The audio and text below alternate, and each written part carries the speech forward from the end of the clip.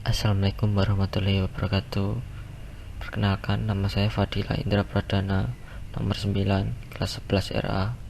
Di sini saya akan sedikit menjelaskan tentang KD3.6, menganalisis lembar kerja atau gambar kerja untuk pembuatan prototipe barang atau jasa.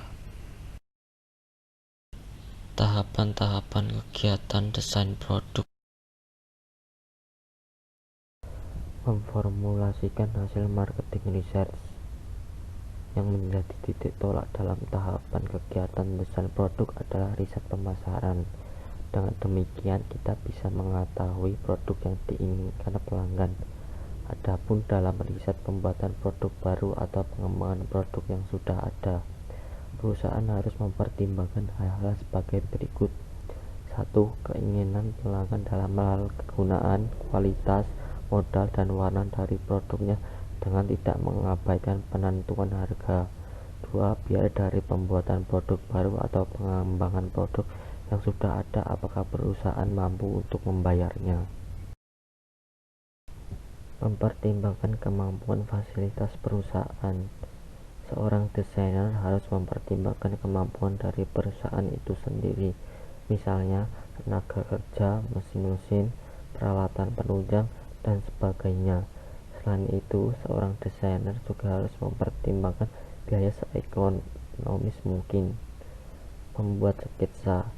Sketsa dibuat untuk mempermudah dalam pembuatan gambar kerja atau blueprint sketsa dari masing-masing produk. Walaupun sketsa ini tidak menunjukkan ukuran-ukuran yang sebenarnya, tapi dapat terlihat skala perbandingan. Membuat gambar kerja. Pembuatan gambar kerja ini adalah tahap akhir dalam kegiatan desain produk, di mana dalam gambar kerja ini dapat digambarkan bentuk dan ukuran yang sebenarnya dengan skala yang diperkecil. Di sini juga diperlihatkan bahan-bahan yang akan dipergunakan dalam pembuatan produk tersebut. Jadi, setelah gambar kerja dirancang, selanjutnya diserahkan kepada pelaksana kegiatan. Faktor-faktor yang mempengaruhi desain produk. A. Fungsi produk. Desain produk itu berhubungan bentuk dan fungsi dari suatu produk. B. Standar dan spesifikasi desain. Dalam hal ini dapat dilihat dari sambungan-sambungan, bagian, ukuran, mutu, bahan, dan warna. C. Tanggung jawab produk. Merupakan salah satu tanggung jawab dari produsen sebagai pembuat produk kepada konsumen akan kenyamanan pemakai produk tersebut. D. Harga dan volume. Harga dihubungkan dengan jumlah produk yang akan dibuat. Untuk produk yang akan dibuat berdasarkan pesanan, biasanya harga jualnya lebih murah. E. Prototype. Merupakan model produk yang pertama yang akan dibuat, yang mana memperlihatkan bentuk serta fungsi sebenarnya. Alur dan proses kerja pembuatan prototipe produk barang atau jasa. Diagram alur proses produksi. Diagram ini harus dibuat secara jelas terlebih dahulu sebelum suatu proses produksi dijalankan. Disinilah kegiatan monitoring dan pengetesan dilakukan agar produk akhir bermutu sesuai dengan rencana. Dengan dilakukannya pengetesan, maka kita akan mengetahui apakah ada produk yang cacat.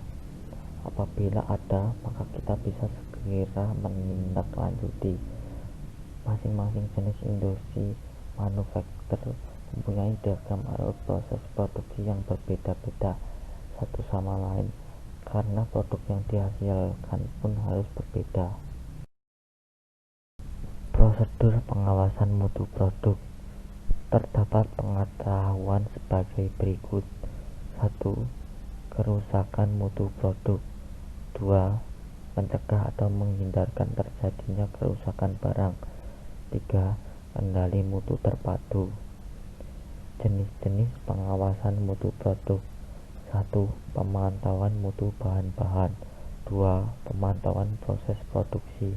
3. Pemantauan produk jadi. 4. Pemantauan pengepakan. Pemecahan masalah mutu dengan statistik. Alasan digunakan metode statistik dalam pengawasan mutu adalah sebagai berikut. 1. Menghitung jumlah kerusakan barang dalam proses produksi. 2. Kerusakan atau cacatnya barang yang sebenarnya merupakan akibat terjadinya penyimpangan dalam proses produksi. Secara umum, dari metode statistik dapat diperoleh suatu gambaran tentang data sampel yang dianalisis. Alat kendali mutu. 1. Diagram kendali mutu. Pada tahap ini, kita membuat suatu kontrol chart yang dapat digunakan untuk memperoleh gambar atau diagram sebab akibat. 2. Histogram. Di sini, bila terjadi penyimpangan, kita bisa mengetahuinya serta faktor apa yang menyebabkannya. 3. Peranan komputer. Sekian penjelasan dari saya. Bila ada kesalahan, saya mohon maaf. Wabillahi taufiq wal hidayah. Wassalamualaikum warahmatullahi wabarakatuh.